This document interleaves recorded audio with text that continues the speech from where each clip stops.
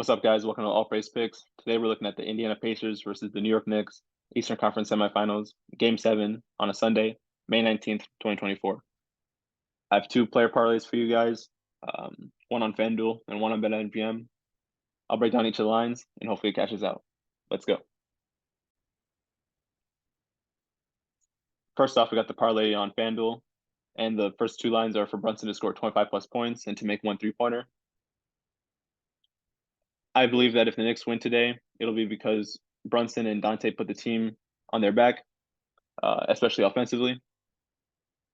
Josh Hart is good to play today, but he is still dealing with the ab injury and has shown regression offensively. OG Anunoby is also returning today, and I think that'll lead to more fast break opportunities for Brunson to get more open looks throughout the game. When we dive into Brunson's numbers for these series, he's shooting 26 field goals per game at home on 54% efficiency compared to 23 field goal attempts and 39% on the road this series. When you take a look at his three-point shots, he's shooting 37% at home and 26% on the road. And even the free throws are a clear discrepancy, with him shooting 89% at home and 64% on the road. So he clearly has a much better game at home this series than on the road. And I think even in Game 7, he's going to come out and ball out. So I think he's good to score 25 plus points and to make at least one three-pointer. Next, we can take a look at Dante DiVincenzo to make 2+ threes. With the return of OG Anunoby, I think it'll bring better spacing for Dante and Brunson. And Dante has had at least 9 three-point attempts at home this series on 40% efficiency. And there's a high likelihood that he'll take 10 plus threes today.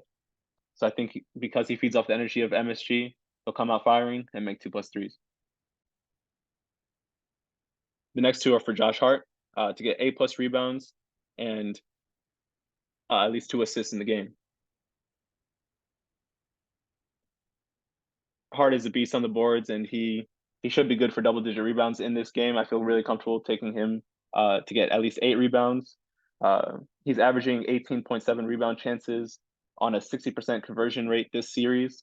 And in the first 2 games with OG Anunoby in, he had 21 rebound chances per game on a 67% conversion. So I think with OG there, he has better spacing on the floor and an easier chance to get 8+ boards. In terms of the 2 assists, I think this is just an easy line for him. He goes on these runs in MSG where he just gets these assist runs, like 3 assists in a row, and I think that they'll happen probably more than once today in this game. So 2+ assists for Josh Hart there as well.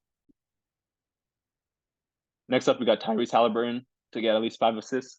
Tyrese is one of the best point guards in the league, and he's averaging 7 assists per game this series on 12 potential assists. And Tyrese also makes and receives the most passes on their team, averaging about 62.3 passes made and 61.8 passes received per game this series.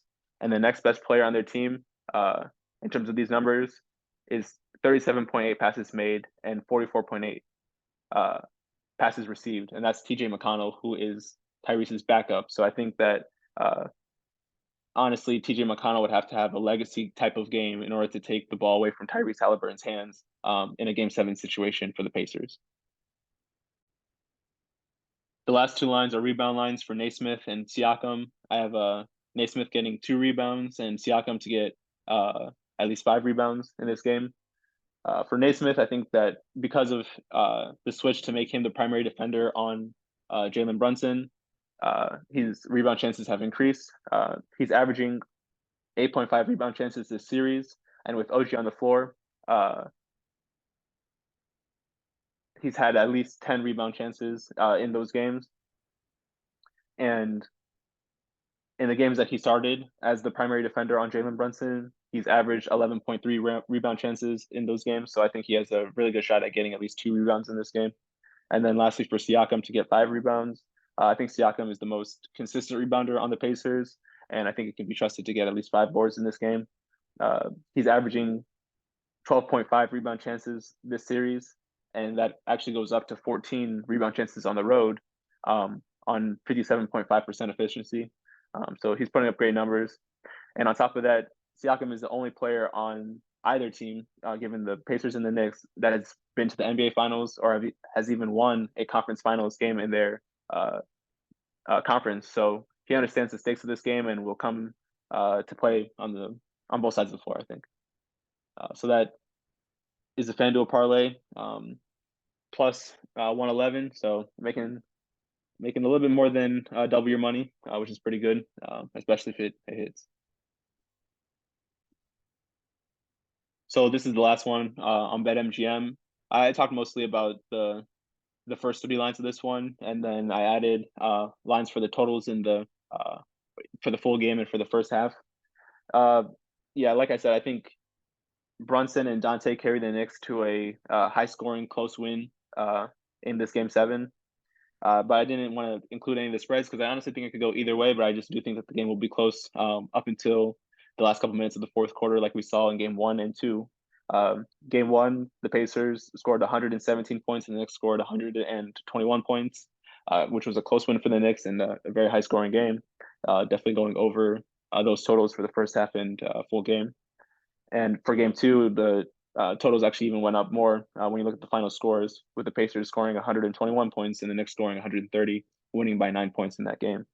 I also think that with Stephen A. Smith and the whole MSG crowd hyping up New York, I think uh, it'll be a very high scoring and a great game to watch. So those are my two plays for the day.